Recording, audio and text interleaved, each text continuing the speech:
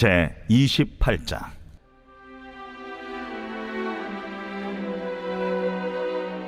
너는 이스라엘 자손 중 네 형 아론과 그의 아들들 곧 아론과 아론의 아들들 나답과 아비후와 엘르아살과 이다말을 그와 함께 내게로 나아오게 하여 나를 섬기는 제사장 직분을 행하게 하되 네 형 아론을 위하여 거룩한 옷을 지어 영화롭고 아름답게 할지니 너는 무릇 마음에 지혜 있는 모든 자 곧 내가 지혜로운 영으로 채운 자들에게 말하여 아론의 옷을 지어 그를 거룩하게 하여 내게 제사장 직분을 행하게 하라. 그들이 지을 옷은 이러하니 곧 흉패와 에봇과 겉옷과 반포 속옷과 관과 띠라. 그들이 네 형 아론과 그 아들들을 위하여 거룩한 옷을 지어 아론이 내게 제사장 직분을 행하게 하라. 그들이 쓸 것은 금실과 청색, 자색, 홍색 실과 가늘게 꼰 배실이니라. 그들이 금실과 청색, 자색, 홍색 실과 가늘게 꼰 배실로 정교하게 짜서 에봇을 짓되 그것에 어깨바지 둘을 달아 그 두 끝을 이어지게 하고 에봇 위에 매는 띠는 에봇 짜는 법으로 금실과 청색, 자색, 홍색 실과 가늘게 꼰 배실로 에봇에 정교하게 붙여 짤지며 호마노 2개를 가져다가 그 위에 이스라엘 아들들의 이름을 새기되 그들의 나이대로 6 이름을 한 보석에 나머지 6 이름은 다른 보석에 새기라. 보석을 새기는 자가 도장에 새김같이 너는 이스라엘 아들들의 이름을 그 두 보석에 새겨 금태에 물리고 그 두 보석을 에봇의 두 어깨바지에 붙여 이스라엘 아들들의 기념 보석을 삼되 아론이 여호와 앞에서 그들의 이름을 그 두 어깨에 메어서 기념이 되게 할지며 너는 금으로 태를 만들고 순금으로 노끈처럼 두 사슬을 닦고 그 따온 사슬을 그 태에 달지니라. 너는 판결 흉패를 에봇 짜는 방법으로 금실과 청색, 자색, 홍색 실과 가늘게 꼰 배실로 정교하게 짜서 만들되 길이와 너비가 한 뼘씩 2겹으로 네모 반듯하게 하고 그것에 4줄로 보석을 물리되 첫 줄은 홍보석, 황옥, 녹쪽이요 둘째 줄은 석류석, 남보석, 홍만호요 셋째 줄은 호박, 백만호, 자수정이요 넷째 줄은 녹버섯, 호만호, 벽옥으로 다 금태에 물릴지니 이 보석들은 이스라엘 아들들의 이름대로 12이라. 보석마다 12지파에 한 이름씩 도장을 새기는 법으로 새기고 순금으로 노끈처럼 따은 사슬을 흉패 위에 붙이고 또 금고리 2를 만들어 흉패 위 곧 흉패 위 두 끝에 그 두 고리를 달고 따온 두 금사슬로 흉패 두 끝 두 고리에 꿰어 매고 두 따온 사슬의 다른 두 끝을 에봇 앞 두 어깨바디의 금태에 매고 또 금고리 2를 만들어 흉패 아래 양쪽과 안쪽 곧 에봇에 닿은 곳에 달고 또 금고리 2를 만들어 에봇 앞 두 어깨바지 아래 매는 자리 가까운 쪽 곧 정교하게 짠 띠 위쪽에 달고 청색끈으로 흉패고리와 에봇 고리에 꿰어 흉패로 정교하게 짠 에봇 띠 위에 붙여 떨어지지 않게 하라. 아론이 성소에 들어갈 때에는 이스라엘 아들들의 이름을 기록한 이 판결 흉패를 가슴에 붙여 여호와 앞에 영원한 기념을 삼을 것이니라. 너는 우림과 둠밈을 판결 흉패 안에 넣어 아론이 여호와 앞에 들어갈 때 그의 가슴에 붙이게 하라. 아론은 여호와 앞에서 이스라엘 자손의 흉패를 항상 그의 가슴에 붙일지니라. 너는 에봇 받침 겉옷을 전부 청색으로 하되 두 어깨 사이에 머리 들어갈 구멍을 내고 그 주위에 갑옷깃같이 깃을 짜서 찢어지지 않게 하고 그 옷 가장자리로 돌아가며 청색, 자색, 홍색 실로 석류를 수놓고 금방울을 간격을 두어 달되 그 옷 가장자리로 돌아가며 한 금방울 한 석류 한 금방울 한 석류가 있게 하라. 아론이 입고 여호와를 섬기러 성소에 들어갈 때와 성소에서 나올 때에 그 소리가 들릴 것이라. 그리하면 그가 죽지 아니하리라. 너는 또 순금으로 패를 만들어 도장을 새기는 법으로 그 위에 새기되 여호와께 성결이라 하고 그 패를 청색 끈으로 관 위에 매되 곧 관 전면에 있게 하라. 이 패를 아론의 이마에 두어 그가 이스라엘 자손이 거룩하게 드리는 성물과 관련된 죄책을 담당하게 하라. 그 패가 아론의 이마에 늘 있으므로 그 성물을 여호와께서 받으시게 되리라. 너는 가는 배실로 반포소 옷을 짜고 가는 배실로 관을 만들고 띠를 수놓아 만들지니라. 너는 아론의 아들들을 위하여 속옷을 만들며 그들을 위하여 띠를 만들며 그들을 위하여 관을 만들어 영화롭고 아름답게 하되 너는 그것들로 네 형 아론과 그와 함께한 그의 아들들에게 입히고 그들에게 기름을 부어 위임하고 거룩하게 하여 그들이 제사장 직분을 내게 행하게 할지며 또 그들을 위하여 배로 속바지를 만들어 허리에서부터 두 넓적다리까지 이르게 하여 하체를 가리게 하라. 아론과 그 아들들이 회막에 들어갈 때에나 제단에 가까이 하여 거룩한 곳에서 섬길 때 그것들을 입어야 죄를 짊어진 채 죽지 아니하리니 그와 그의 후손이 영원히 지킬 규례니라.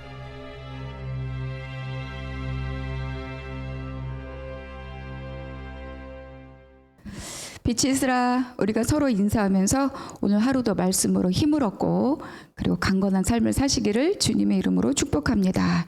오늘 우리가 함께 나눌 말씀 출애굽기 28장입니다. 28장은 이제 제사장, 대제사장의 옷에 대한 규례가 적혀 있는 것이 바로 이제 28장입니다. 여러분 뭐 좋은 옷, 예쁜 옷 좋아하시죠? 그러니까 옷은 그 사람의 어떤 취향, 성향, 성격, 어떤 뭐 정체성 이런 것들을 잘 드러내는 양식 중에 하나입니다. 그러니까 그 사람을 보면 그 사람의 어떤 기본적인 성품, 어떤 스타일 이런 것들을 우리가 알 수 있잖아요. 그리고 또 뭐 학생들이 입는 교복, 뭐 교복이 뭐 크게 차이가 나진 않지만 교복을 입으면 아 신분을 알 수 있죠. 학생이구나. 그리고 어느 정도의 나이대의 10대이구나. 뭐 이런 거를 알 수 있죠. 그리고 또 뭐 군복, 또 어떤 회사 이런 일터에서 입는 일복 이런 것들, 그래서 그 일의 성격, 노동의 강도, 그리고 어떤 직업군에 속한 사람이냐 이런 것들을 이제 좀 알 수 있는 것이 바로 옷이다. 물론 요즘은 굉장히 자유복장으로 다니는 그런 업체들도 많이 있긴 하지만, 그리고 이제 옷에는 정말 많은 그래서 내용들이 담겨 있는 것이 바로 옷입니다. 인류 최초로 입었던 옷은 무엇일까? 바로 하나님께서 아담과 하와에게 지어 입히신 가죽옷이죠. 그러니까 하나님의 명령을 어기고 선악을 알게 하는 나무 실과를 먹고 그랬더니 이제 본인들의 수치를 보게 된 거죠. 그래서 서로 부끄럽고 하나님께서는 나뭇잎으로 가려진 그들의 옷을 벗기시고 짐승의 가죽으로 가죽옷을 지어 입히셨다.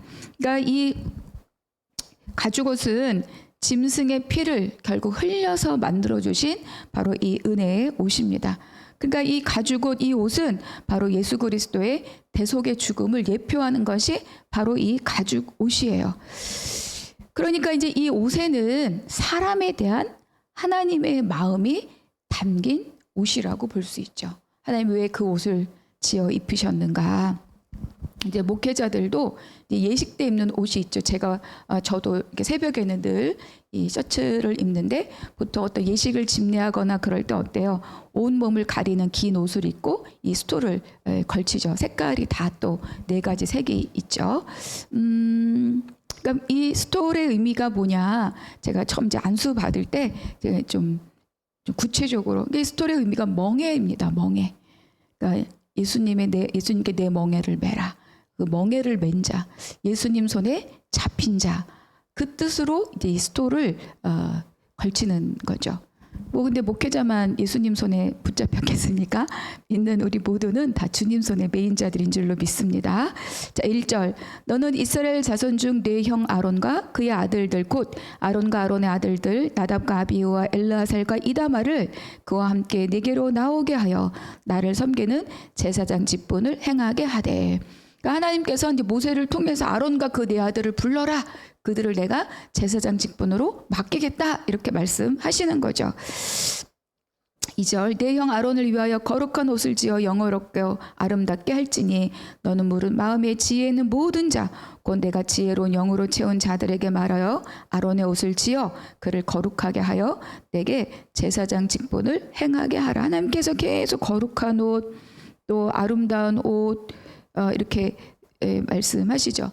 그러니까 그 휘장을 만들고 일했던 자들이 이제 이 아론의 옷을 짓도록 하는 거예요. 그 옷은 그 직분에 합당한 태도를 갖게 하는 것이 바로 이 옷의 중요성입니다. 여러분 TPO란 말 아시죠? TPO. 시간에 맞는 옷, 장소에 맞는 옷, 그리고 상황에 맞는 옷. 결혼식장 가면서 민소매 반바지에 슬리퍼 끌고 이런 경우는 그 옷이 아무리 그 사람한테 어울려도 장소와 시간에 상황에 합당하지 않죠. 그러니까 옷은 과하거나 아주 화려하고 뭐 비싸고 뭐 굳이 그럴 필요는 없지만 제일 중요한 것은 역할과 그리고 일에 맞는 옷을 입는 것이 중요하다. 그러니까 하나님께서 지금 짓도록 하시는 이 제사장들의 옷, 특별히 대제사장의 옷은 그가 어떤 일을 하는 사람이냐를 규명해 주는 중요한 옷이라는 거예요. 그러니까 하나님께서 아론과 그의 아들들을 제사장 직분으로 부르시고 특별히 아론에게는 거룩한 옷을 지어 입히고 내가 그를 영화롭게 하고 아름답게 할 것이다. 그러니까 이 제사장의 옷에 하나님의 마음이 함께 있다. 하나님의 마음이 묻어 있다. 가죽 옷에 사람을 향한 하나님의 마음이 묻어 있는 것처럼 이 대제사장의 옷, 제사장의 옷에도 하나님의 마음이 묻어 있다.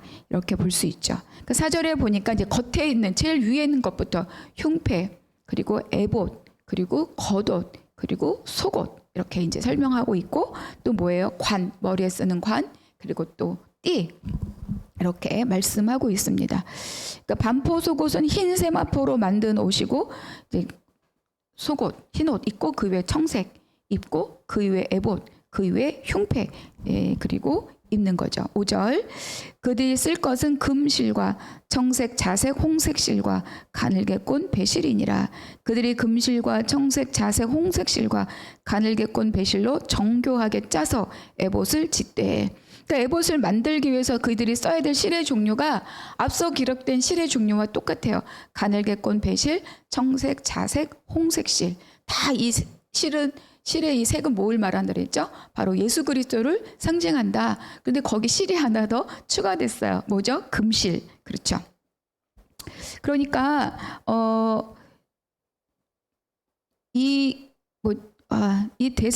말이 안 나오네. 이 대제사장의 옷 역시도 뭘 상징하고 있다? 우리의 예수 그리스도를 예표하는 것이 바로 이 대제사장이 입은 옷이라는 거예요. 이 금은 뭐냐? 하늘의 영광을 상징하는 거죠. 그래서 앞으로 우리에게 오실 진정한 대제사장은 바로 하늘의 영광을 입은 예수 그리스도다. 이걸 우리에게 이제 미리 보여주는 거죠.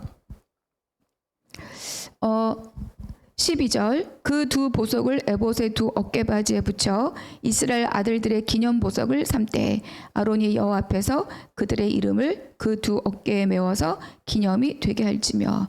그러니까 이 에봇 앞치마처럼 생겼는데 청색 겉옷 위에 입는 이 에봇은 이제 앞뒤를 연결해서 어깨에 어깨바지를 만들라. 이게 이제 그 공동 번역에는 멜빵 이렇게도 설명이 되어 있는데 이 어깨에 두 개의 보석을 얹으라는 거예요. 어깨바지에 두 개의 보석을 얹어서 거기에 이스라엘의 12 아들들의 이름을 쓰라는 거예요. 6개. 뭐 순서는 나이순 태어난 순서대로 쭉 루벤부터 시작해서 쭉 기록을 해라. 근데 여기에 보니까 그들의 이름을 두 어깨에 메워서 기념이 되게 하고 기억하게 하라고 하는 거야. 기념이 되게 하라는 거는 그 이름을 기억하게 하라. 또 15절 너는 판결 흉패를 에봇 짜는 방법으로 금실과 청색, 자색, 홍색 실과 가늘게 꼰 배실로 정교하게 짜서 만들되. 그러니까 에봇 위에 또 앞판을 하나 더 만드는데 똑같은 실로 짜요. 여기에 12개의 보석을 금을 물려서 12개의 보석을 이 앞에 받게 하죠. 그 12개의 보석마다 하나의 보석마다 하나의 12의 아들의 이름을 하나의 보석에 하나씩 도장 새기는 방법으로 새겨서 그 판결 흉패를 앞에 달게 했고 그 안에 우림과 둠밈 판결할 때 쓰는 우림과 둠밈을 그 안에 넣도록 해라.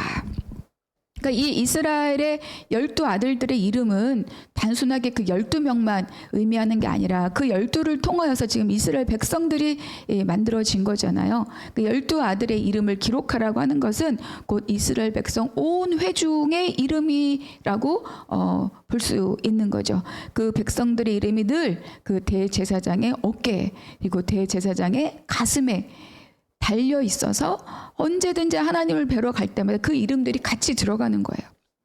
그리고 이제 이 12아들의 이름은 결국 모든 성도들, 우리의 입장에서 보면 구원받은 모든 성도들을 의미한다.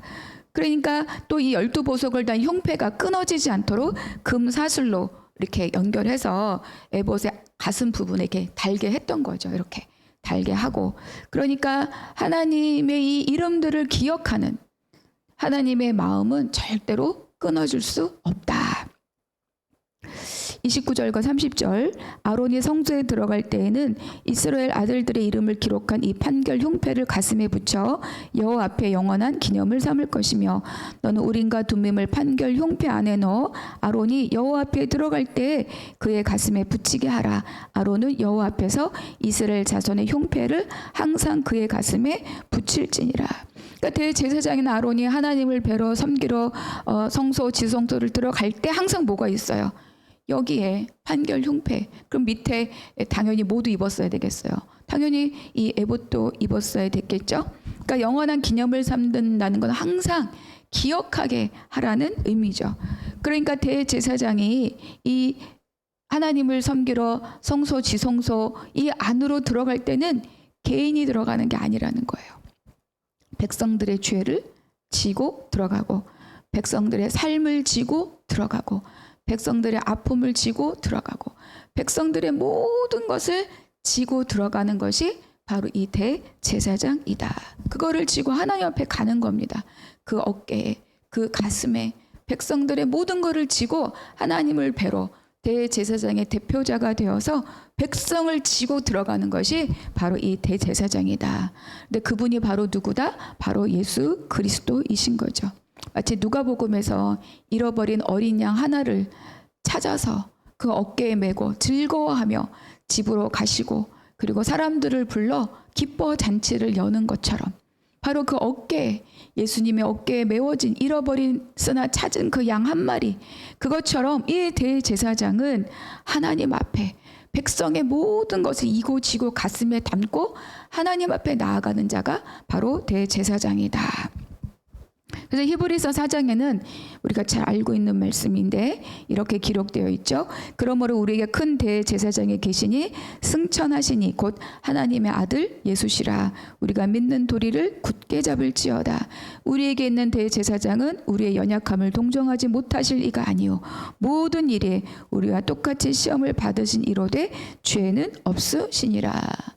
그러니까 이 대제사장은 죄는 있는 죄인이지만 인간이지만 그의 모든 역할은 예수님을 예표하는 것이라는 것을 이렇게 우리에게 말씀해 주고 있습니다. 또 대제사장의 에봇, 흉패 받침은 에봇 받침은 청색, 이 겉옷이죠. 청색으로 만들고 그 아랫단에 청색, 자색, 홍색 실로 석류를 수놓고 또 금방울을 달되 석류 하나, 금방울 하나, 석류 하나, 금방울 이렇게 엇갈려서 그 이제 청색 옷 그 아랫단에 이렇게 달게 했던 거죠. 그러니까 이제 이 금방울이 달려 있으니까 제사장이 움직일 때마다 어때요? 소리가 났겠죠. 그래서 성소에 들어가서 또 지성소에 들어가서 하나님을 섬길 때마다 이 소리가 나면서 이 대제사장의 동선이 다 백성들이 직접 보지는 못하지만 다 들려지는 거죠. 그리고 계속 소리가 나면 대제사장이 지금 하나님을 섬기고 있구나, 죄를 올리고 있구나, 그가 부정함을 입지 않았구나. 그러니 그 입을 통해서 죄사함을 선포받겠구나. 이런 마음으로 이제 백성들은 밖에서 기다리고 있는 거죠. 그런데 소리가 나지 않는다는 것은 대제사장이 하나님 앞에 범죄했구나, 부정을 입었구나. 그러면 어때요? 하나님과 백성 사이 중재자가 사라지는 거죠. 그리고 또 관을 쓰고 그 관 전면에 여호와께 성결 이렇게 금 패를 만들어서 청색 끈으로 이렇게 모자 그 관에 연결해서 그러니까 이제 대제사장을 보면 딱 이 전면이 보이는 거예요. 거기에 여호와께 성결 이렇게 적혀 있는 거죠. 그러니까 대제사장의 움직임은 어때요? 투명해야 됩니다. 소리가 들리고 이마에 도장에 새기는 법으로 여호와께 성결이라고 쓰고 그것이 결국 이 대제사장의 삶을 어때요? 절제하게 하고 하나님의 다스림 가운데 자신을 그 다스림 안에 위치하게 하는 역할을 하는 게 바로 이 금방울이고 이 옷이고 그리고 이 여호와께 성결이라고 하는 금패고 이런 거죠. 그래서 우리가 믿는 자로서 왕 같은 제사장으로 부름받는 우리 믿는 자로서의 삶도 어때요? 바로 이 하나님의 다스림 가운데 놓여 있어야 되는 거죠. 이런 옷을 입고 이런 패를 두르고 우리가 어떻게 은밀하게 다닐 수 있겠습니까? 이렇게 옷을 입고 이렇게 패를 두르고 있다면 어때요?